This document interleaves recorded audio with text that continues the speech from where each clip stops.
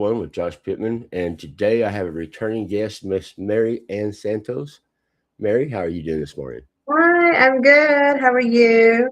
I'm doing just fine. Would you like to tell the audience a little bit about yourself before we get going? Sure. Hi, my name is Marianne. I'm from Canada. Today is a cold day again. I've been doing online marketing for 4 years now. So that's what I'm doing. And I'm also a stay-at-home mom to my toddler. That's why I'm here in the office right now because he's screaming upstairs. Kids don't bother me. I got them myself. Yeah. I'm way past the toddler stage, though. Mine are teenagers, so it's a whole different type of annoyance. Get ready for that. Yeah. We'll see what happens when that happens. You'll be just fine. Trust me. Okay, so let's get started here, Mary. And that brings me into my first question. Mhm. With 4 years underneath your belt in marketing, how do you handle the family life work balance? That is a very good question. So I do try my best to like schedule them as much as I can. Prioritizing first family. That's the my first priority. It's always family, and then in my little time, like when my toddler go to nap or something like that, that's when I actually now work on my business. And also, I also have system that I invest in, so it's going to be faster for me. And of course, with AI help, it's even more faster than before. I'm glad you mentioned AI because I love my AI. I use it all the time, but I try not to let it dominate everything, which it Correct. Correct. is anyways. So, family life it's a little rough. When we were having children, we used that time that they were asleep to get sleep. So I have a lot of respect for you on that one because you're Mm-hmm. going to miss out on a lot of sleep. That's not of sleep. Yes.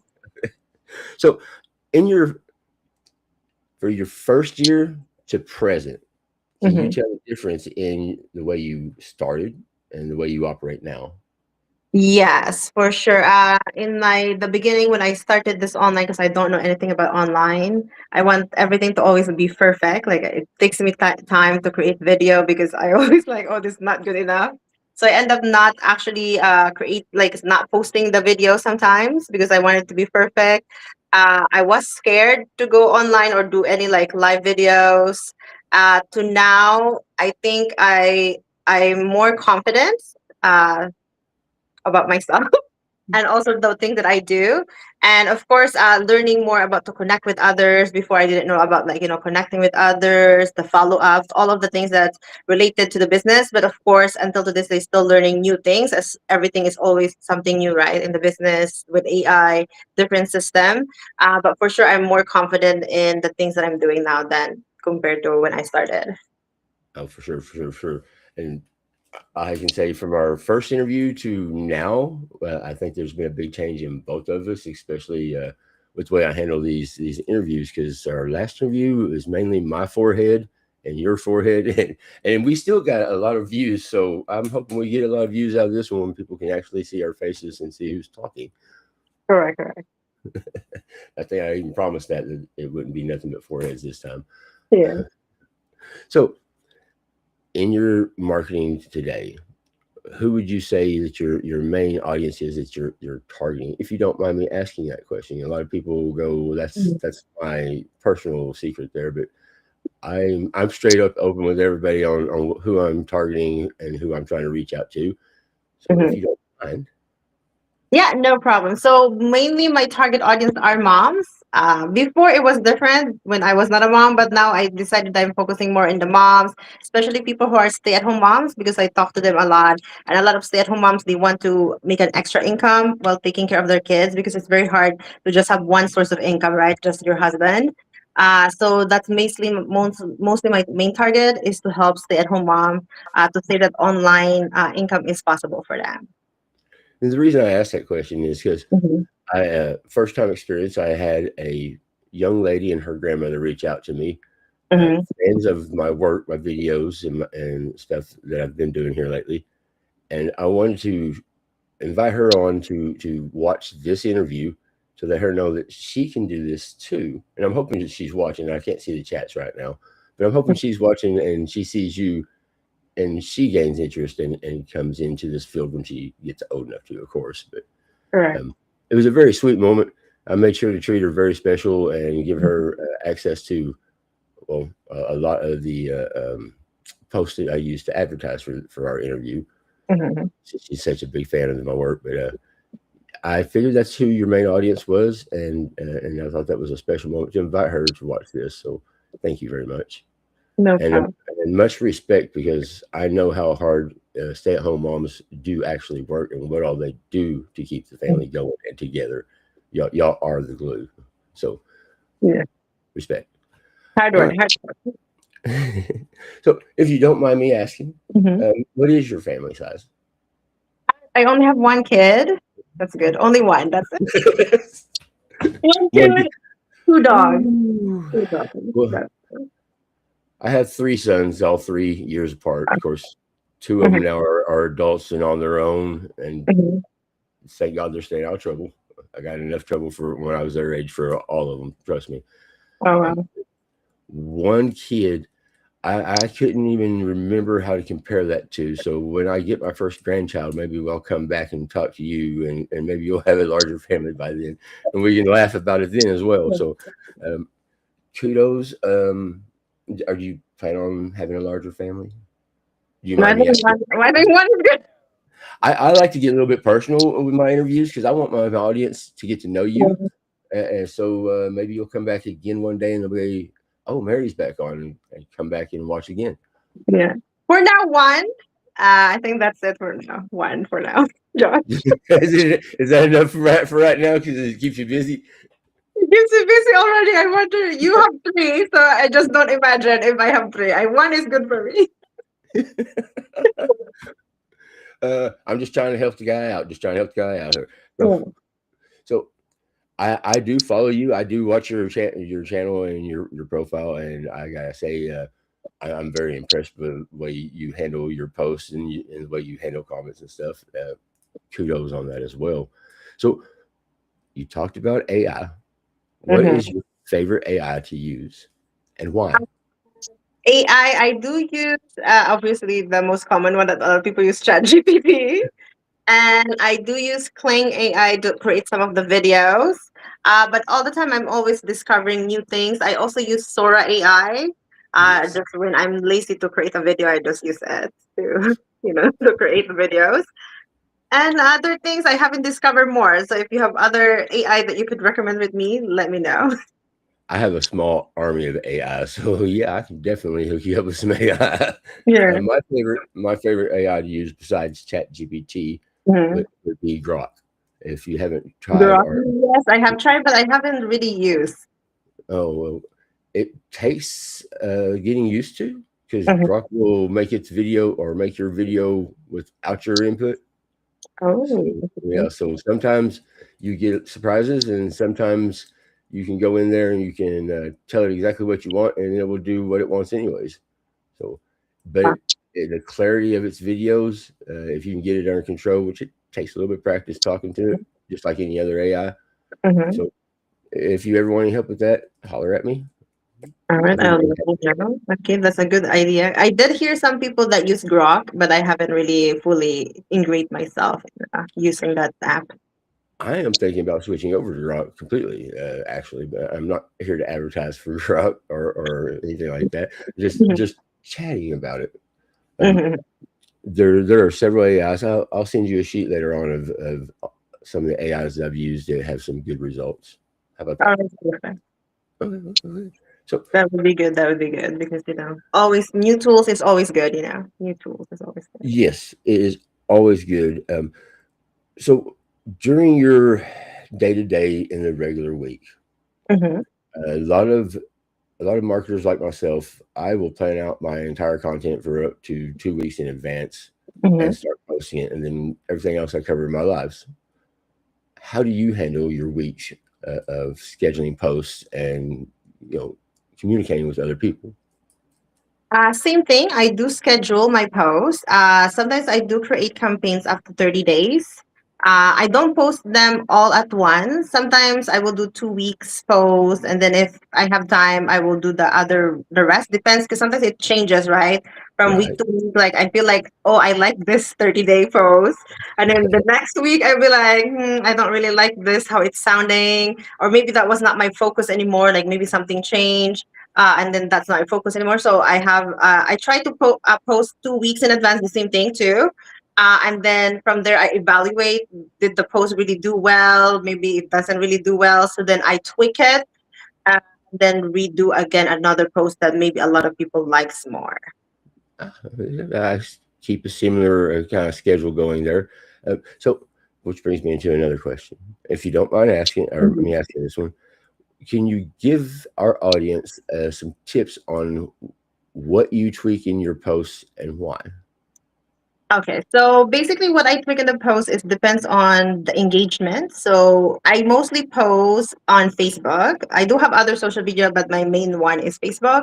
So I look at the analytics and I see like how many people are commenting, like viewing that post. And if that post is good, I kind of like recreate that post in a different way. So you So kind I of really use, look at the engagement. Like, go ahead. so you kind of use it as an outlier. Yes, correct. Oh, nice, nice, nice. That's similar. Some one second here.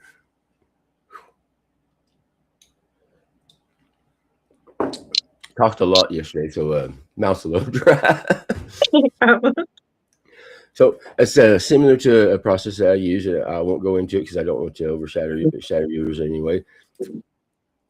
So when you are talking to people and you've got Mhm, your 2 week content already planned out and scheduled, mhm. and somebody says something interesting and you go, "Ooh, I want to follow that." Do you immediately go in and change up your content, or do you do a little research first? Because I know in the past I've done that. I've jumped in and went and Mhm. changed my content, and then what I thought was going to be interesting wound up flopping. I do like to research more. That's why I like to do like 30-day campaign and just switch up my content. And then sometimes I go actually to my history of content. Like the other day, I was just like scrolling to all everything in my Facebook, and I saw some of my Facebook from before was very like was doing well compared to the one that I'm doing right now. So sometimes I will bring back those past posts and see what if my audience still like those kind of content from like previous years. So Okay. I try to do the research first and then create, and if not, I will just stick to what I thought my audience like and then run it for like the next 30 days and see how they respond. Because it's better to change things when you have data than not have data. And take that emotion out of it and use that data. Correct. I like that answer. I really do. So we went through those questions pretty fast. I figured we'd probably be on those for quite a while. So let's just get a little bit more into family life here because Mhm. I'm all about family as well. Of course, 3 sons, 1 dog, wife, all that good stuff. Do you plan your work life around your family or your family around your work life? That's a question that I've often found myself going, which one am I actually doing? Because I still work a 9 to 5, plus Mhm. do this, plus try to maintain a positive role in my family. I know how hard that can be just for me doing that, but as a mom, a mother, a wife, a businesswoman, a somewhat Mhm. successful businesswoman, I have to add that there. How do you handle it? What It's is a which one very do you? good question because I think that's one of the things that a lot of people have struggled with is like which one do you choose? Do you put your family schedule around your work or you put your work around your family schedule? Honestly, in the beginning, it was tough for me also because I was like focusing like too much on my content. Like I was like sometimes would not sleep until midnight, 3 a.m. in the I morning still do that. I because still I'm do like, that. I'm oh, I need guilty of that. the and I used to go in a lot of Zooms, right? So like, oh no, I have to go in the Zooms and stuff. And then it was too much for me, right? It got like too much for me. I think I was burned out. That I said to myself, oh, this is not working. I think there's not had to be a balance. And that's when I Right. realized since I prioritized my family more, I decided to be a stay-at-home mom so that I could be with my son, right? So I said, it's not working. So now I schedule my family time around my work. So like what I do is that okay, if there's a break, like everybody's sleeping, okay, that's when I do my work and stuff like that. Like if we have something important, that goes first. And then I will just use like my system, like I have an AI system that I run at the background, so that I can walk away and I don't have to spend too much hours on the computer or social media. So that's now what I have learned based on that experience at the beginning, where I was like focusing too much on the, oh, I have to be on the social media every 24 hours. And that burned me out. And I said, no, this is not working. And that's when I said, hey, you know what? I'll let my system go. And sometimes you just have to let go, especially as a mom, like as a stay-at-home mom, it's too much, like as you're doing so many things. Sometimes you have to let go and just trust in yourself that you're doing the best you can.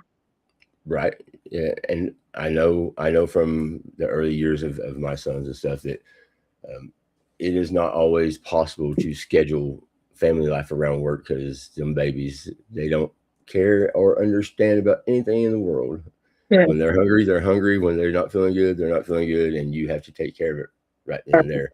So I had to learn well, let's say I'm still learning to plan around my family life, but my family life is so chaotic because of where my kids are at as teenagers and young adults. Mhm. It's still hard to do sometimes.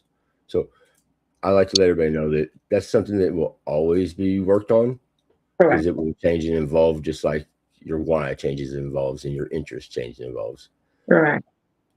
So bringing up the word why, has your why evolved over time?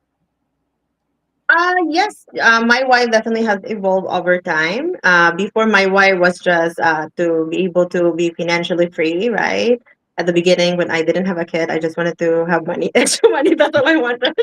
Is have money so I could travel the world. And then obviously as I became a mom, uh it was hard for me. Like, when after your maternity leave, you have to, like, you're either gonna go back to work and then leave your kids in daycare. It was hard for me.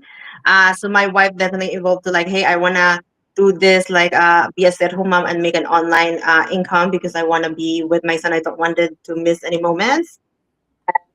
That's how my why evolved from the different situations that happened in my life. Yeah, yeah, no, I can totally relate to that.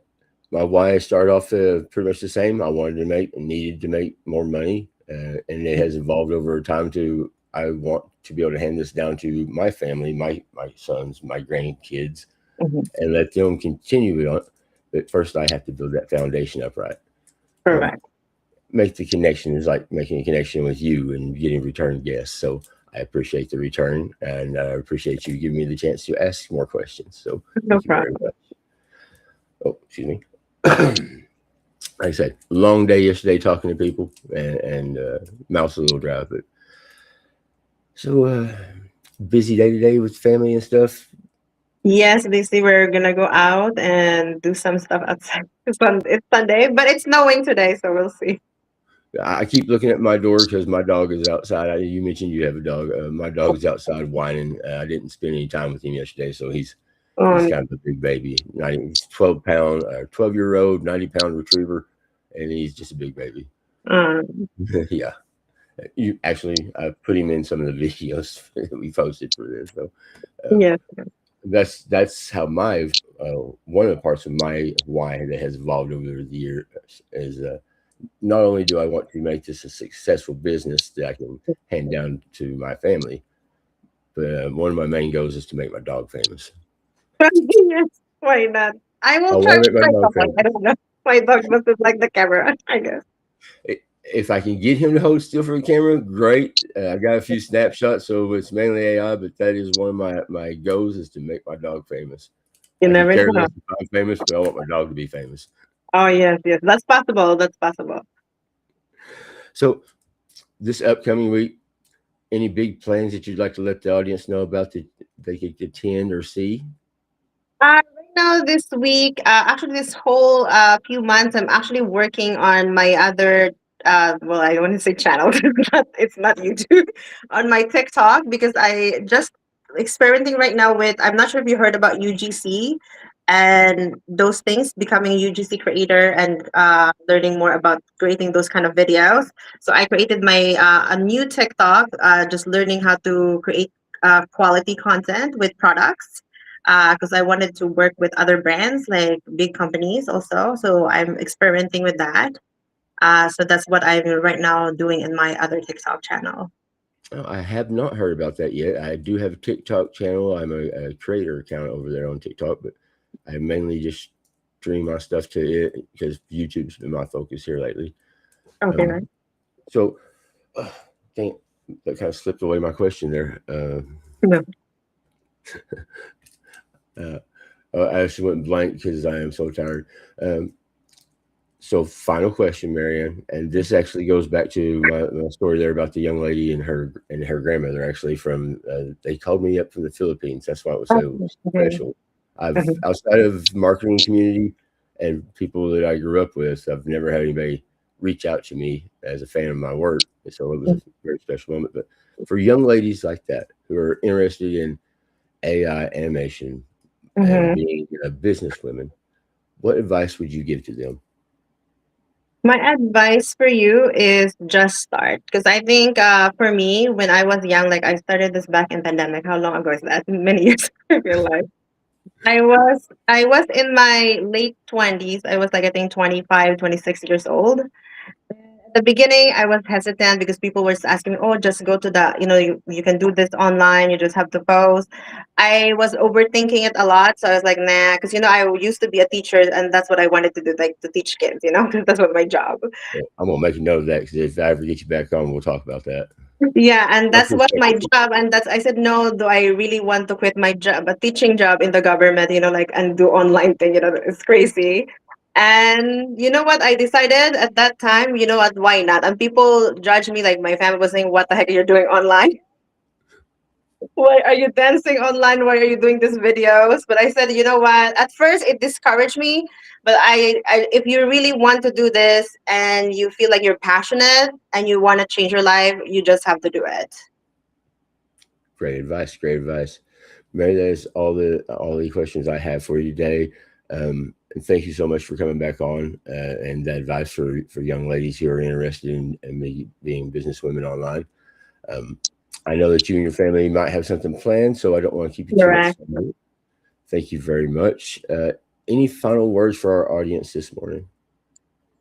Definitely watch this live video. It's gonna be on Facebook, right? I think it's on Yes, Facebook. it'll be on On Facebook. It'll be on Facebook. YouTube. Uh, Perfect. So let us know what you have learned with this conversation, and definitely follow Josh.